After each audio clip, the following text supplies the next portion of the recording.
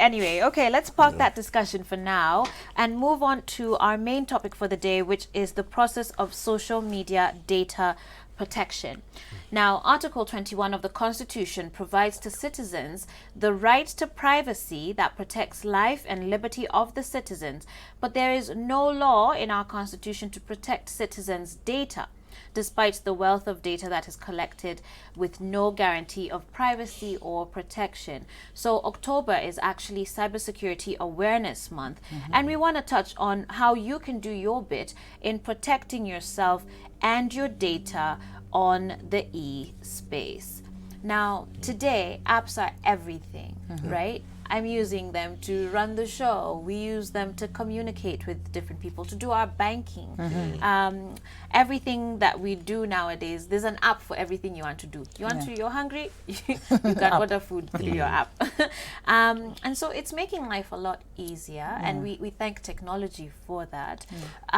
But at what point should we now start also being cautious about all of these different advancements with technology? Yeah. All right, it's a good thing that technology is advancing, and it's inevitable. There's what you call the Moore's Law. So Moore's Law says that every 18 months there's a change in computational power of technology. But of course, that's also reaching its plateau. Yeah, so we're soon going to move to a different sphere. But looking historically, what has been happening, it's understood that now we're in the fourth industrial revolution.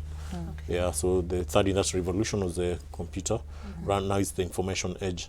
Yeah, so I think a little bit more effort needs to be put on how do you manage the information that you transmit through those digital platforms. Yeah, because a lot has been done on the technology side, but very little has been done to educate the masses on how this information is carried, how it's processed, and how it's transmitted, and what are the kind of repercussions that may come when there's a perceived breach on that information. Now, Janet, what sort of governs the law behind data protection or the issues around data protection? Because as I did mention there, there's a right to privacy covered in our Constitution, but there's no data protection within the Constitution. Is that the place it should sit, or are there now sort of laws and regulations coming on board to address that? So the Constitution is basically what you call the grand law of the land. The Constitution is what breathes life into every piece of legislation that is enacted afterwards. So the Constitution, by virtue of guaranteeing privacy of your confidential information, is to enable legislation or executive enact procedural laws that give life to this particular clause. So what Parliament and I think executive have done over the years, they've come up with sets of laws that have been subject to stakeholder engagements, back and forth, Parliament, Senate, and all that. So currently we have two sets of data protection bills. One is being sponsored and pushed by Senate, then the other one is being sponsored and pushed by Parliament, and it's also somewhat seconded by the Ministry of ICT. So the thing is, we have two bills that are currently in debate that more or less have the same sort of reflections. Why is that?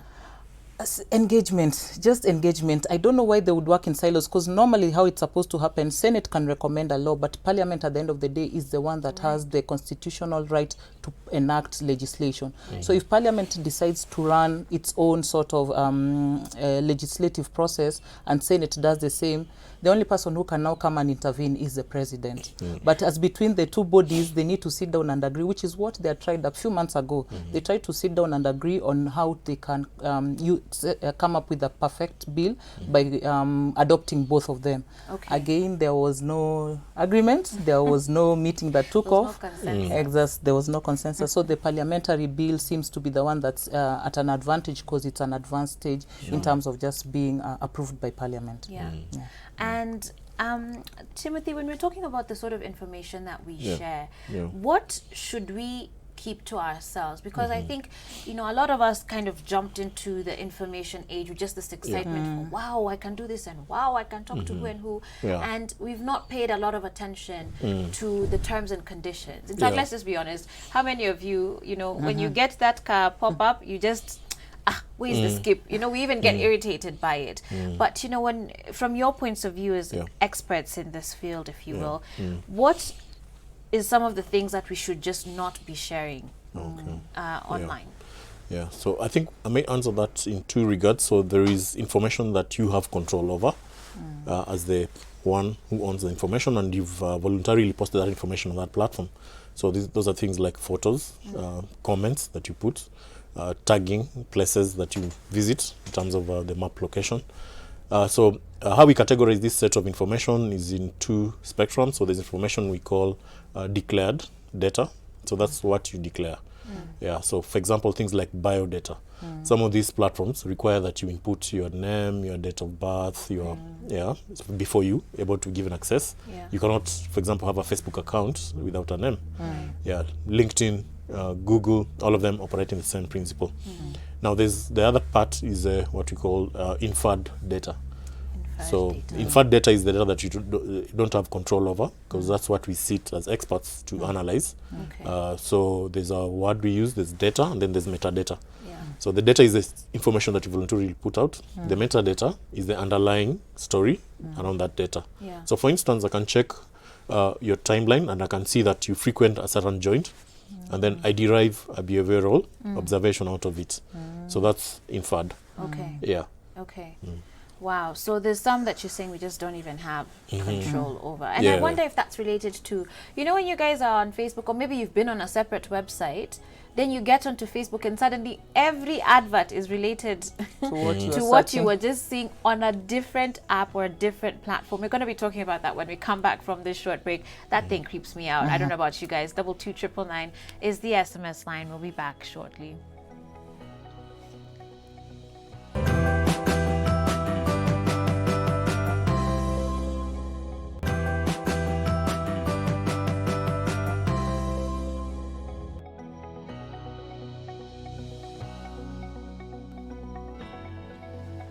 All right, guys, welcome back to the show. This is Full Circle with Joyce, and I'm here with my guests. Let me introduce them one more time for you. I have Janet Odero, who's a technology, media, and telecommunication advocate. Also, Mr. Timothy Oriedo, who's the founder and CEO of Predictive Analytics Lab. And we're talking about the process of social media data protection. Lots of you guys are on there. In fact, many times I ask you to comment on our Facebook page, which is at Switch TV Kenya. But we also, you know, need to be mindful of how our data on there is used and protected.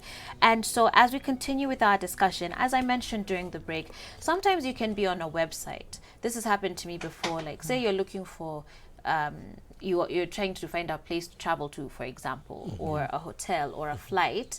Then you go to a different, like a social media app, and suddenly you just see all these sponsored posts related to that very same thing.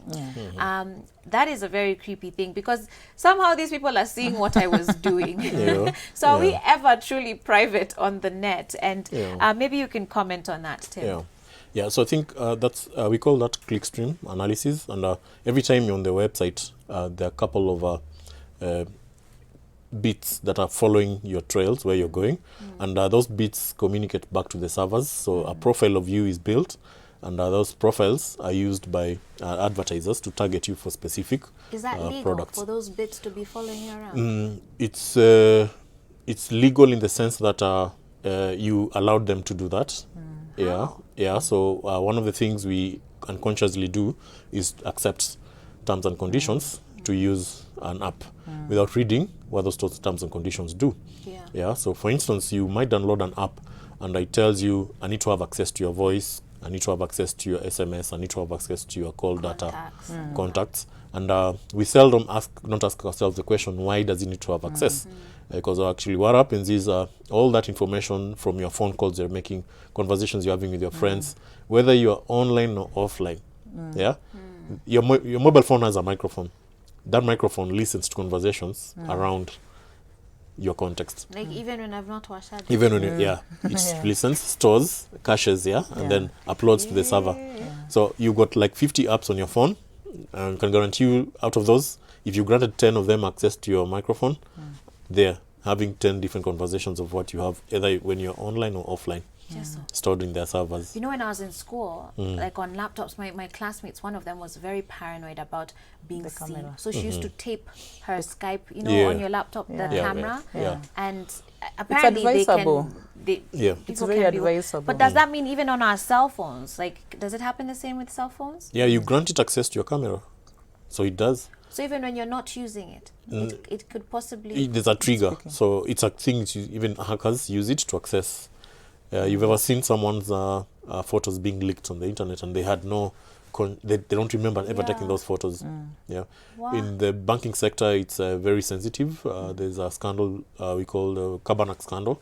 So a group of Ukrainian hackers actually designed a virus that was actually coming to the bank's employees' laptops, and as they're keying in the password to access the systems, they were recording those passwords as they type. Oh my gosh. Yeah. Wow. Yeah. Simple devices, IoT, things like cameras. You install this like nanny cameras, you have CCTV cameras, all of them can be hacked.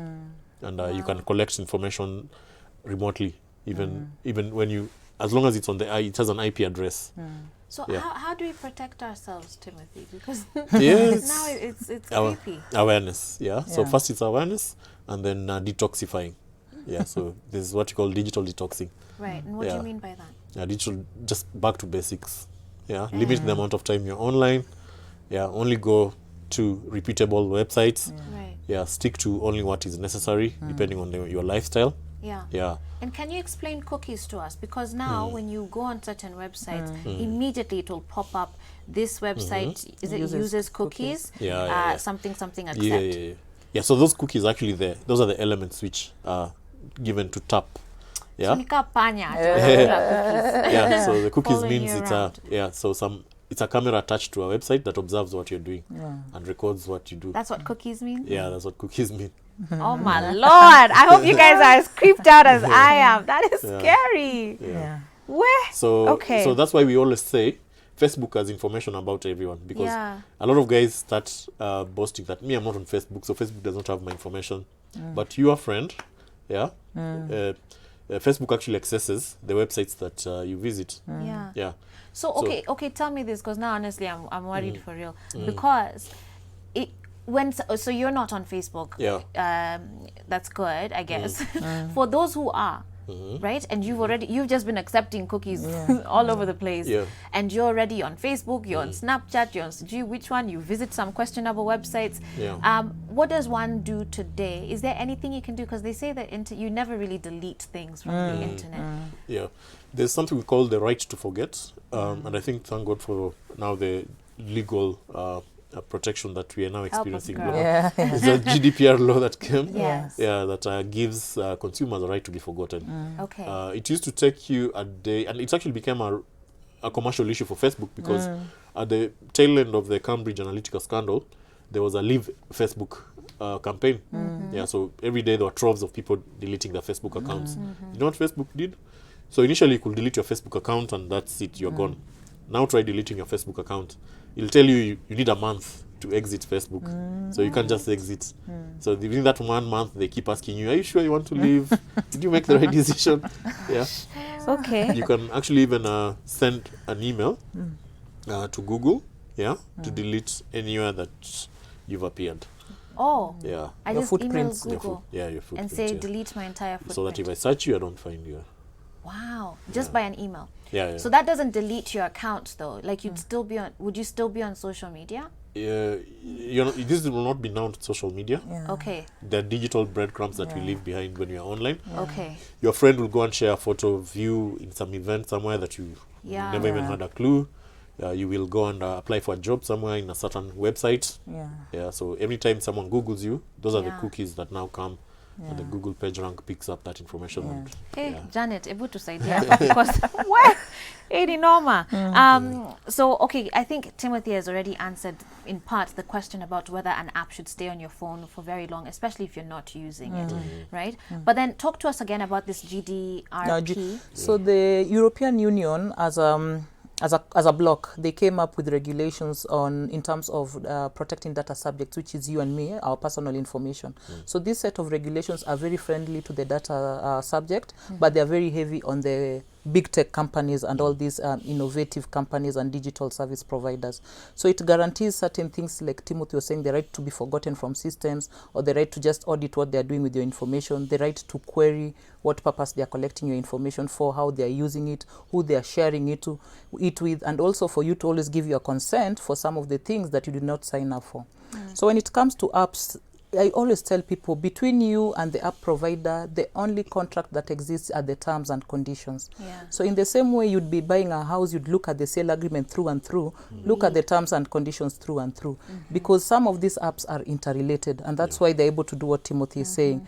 Facebook is related to WhatsApp, and it's related to Instagram. So you might not be on Facebook or Instagram, but whatever information you're changing on WhatsApp can be picked across these platforms if the people you're sharing with are on these platforms. Right. So even when it comes to apps, like you were saying, if you're not using it, delete it, because one of the methods that these digital solution providers use to just secure their systems is to constantly update their apps. Right. That's how they take care of bugs and the vulnerabilities with the app. So if you're not using and it's constantly updating itself on your phone, you can imagine the new information that it keeps on collecting and storing about you. Yeah. With the GDPR law, it was initiated and I guess run by the EU. Yeah. So does it apply to the rest of us who are not members of the EU? So what has happened with our data protection bills, we've borrowed heavily from some of their provisions, which is a good thing because that's where global standards are going, and we can't afford to be left behind. But it affects European citizens. So as long as you're processing, storing and handling information of European citizens, whether they're in Kenya or in exactly. So some of the big companies that were affected in Kenya, because it came into play, it was passed in 2016, but companies were given a 2-year window period to sort of comply. So in 2018 is when they started to be really strict and enforcing.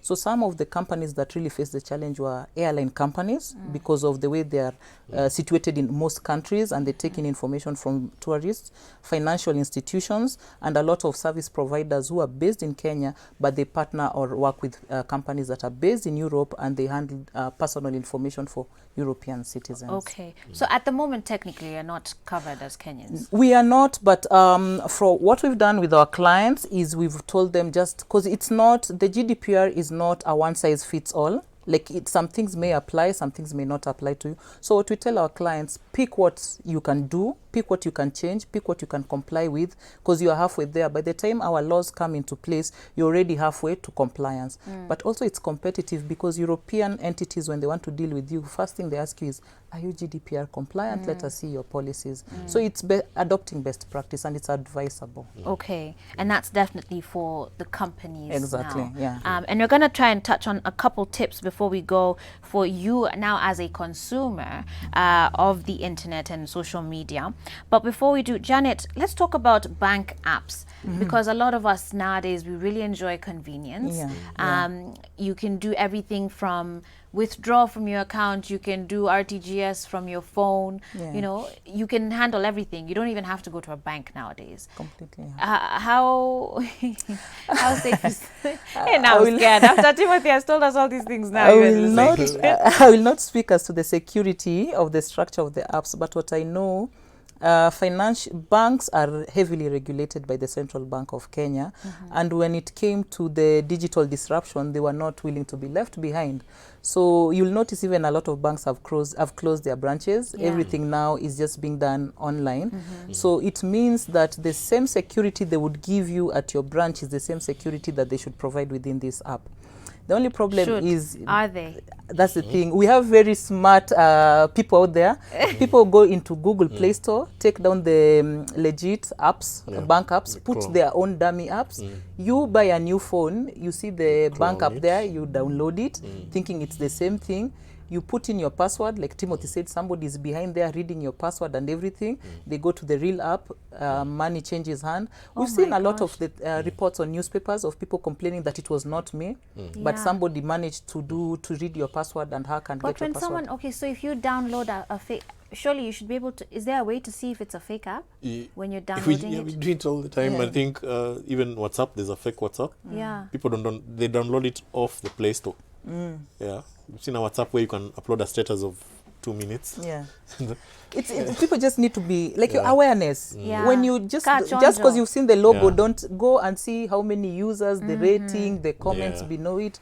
And then I think there was a time even Google had introduced that you can't host an app on their Play Store until after a certain couple of months. Actually they've even tightened. By December this year, the verification process is much longer. Okay. Even apps that require data from consumers' Yeah. phones, Yeah. they have to undergo more scrutiny. Which is Okay. good. There's a whole bunch of apps which were stripped off their rights from the Play Store based on that. Yeah, Okay. so that's a So start. good, yeah. Wow. I know my time is up, but very quickly, I feel like I need to give something to consumers because me, Roy, and doing that, I say, where? Let me see. 10 tips for how you can keep your social media accounts safe. Number one is use a strong password. If you can, use sentences. Don't use your birth date. Don't use 01234, right? Like, Don't use password. don't use password. Don't do that. Don't do that. And then also maybe add two-factor authentication. Would you guys Definitely. agree with that? Yeah. Okay.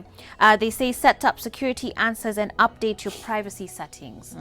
That's good. Okay. Be careful of what you share. Certainly, we've heard of people not getting jobs simply because of something they did, several years back that was posted on social media. Use a VPN. Explain that to us. This is a virtual private network. It's a secure wireless connection. It's very hard to access from outside. Okay. All right. And then finally, just a couple more here. Keep your system up to date with antivirus and verify your friend requests and block fake accounts and use updated browsers, but also log off accounts when you're not using them. With that said, Janet, Timothy, thank you so much for being here today. Really appreciate your time and your insights, Mazé. We are shook. We are shook, but this is why it's so important to learn and, like you said, to be aware of what it is you're taking part in. All right, guys, our first hour is done. We need to get ready for our second hour. We're bringing you some change makers, 3 people doing amazing things in society. So much more for you to still learn here on Full Circle with Joyce.